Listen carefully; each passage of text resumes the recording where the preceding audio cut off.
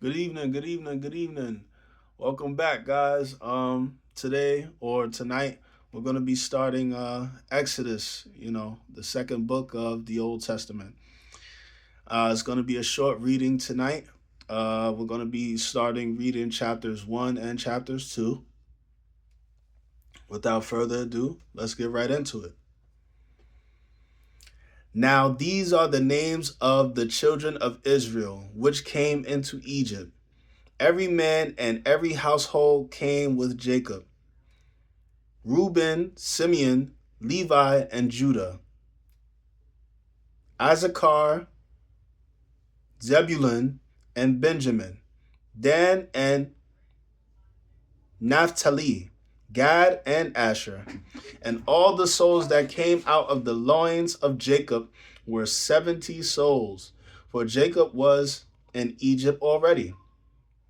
For Joseph was in Egypt already. And Joseph died, and all his brethren, and all that generation.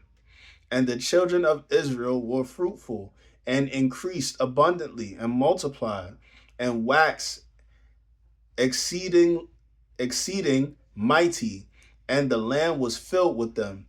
Now there arose up a new king over Egypt, which knew not Joseph.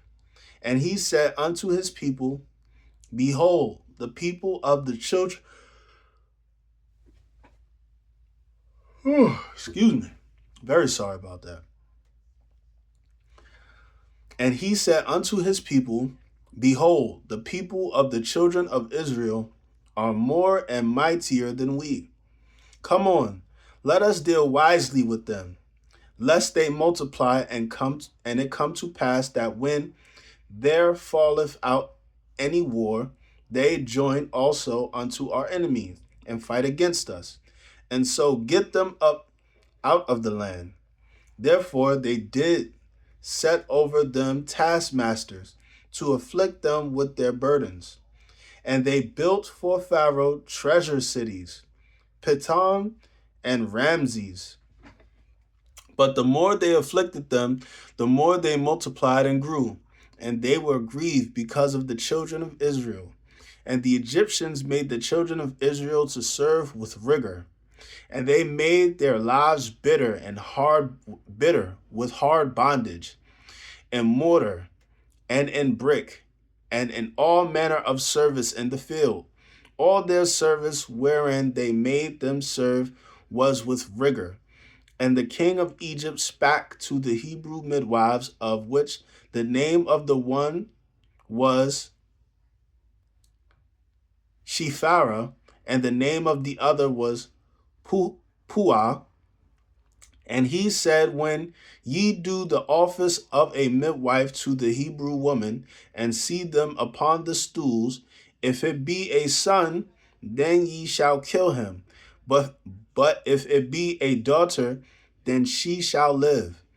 But the midwives feared God, and did not as the king of Egypt commanded them, but saved the men children alive.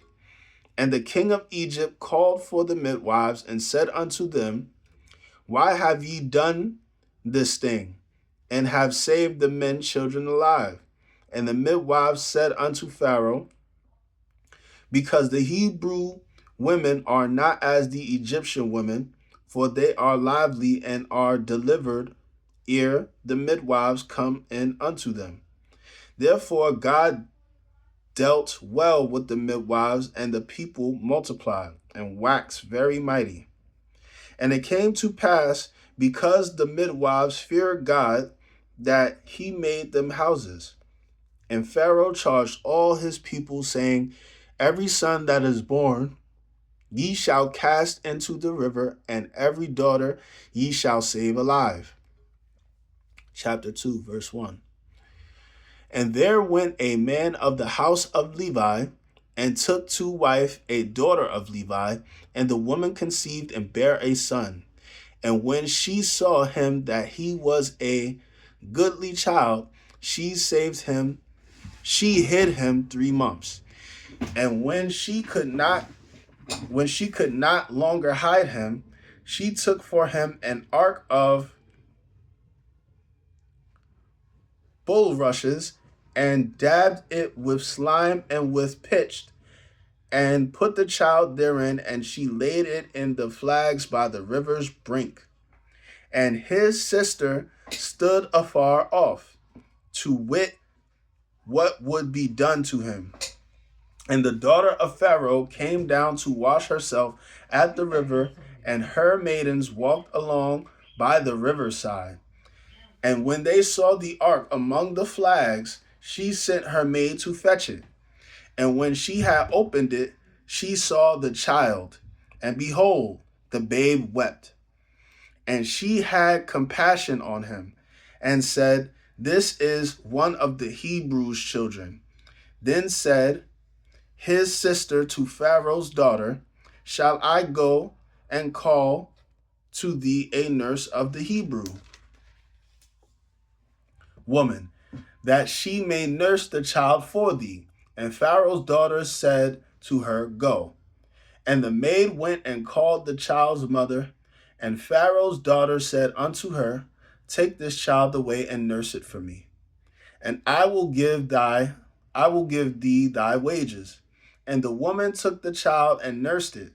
And the child grew, and she brought him into Pharaoh's daughter, and he became her son. And she called his name Moses. And she said, Because I drew him out of the water.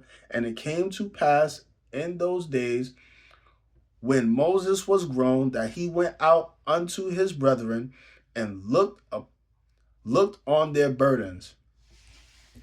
And he spied an Egyptian smiting a Hebrew, one of his brethren. And he looked this way and that way, and when he saw that there was no man, he slew the Egyptian and hid him in the sand. And when he went out the second day, behold, 2 men of the Hebrews strove together. And he said to him that did the wrong, Wherefore smitest thou thy fellow?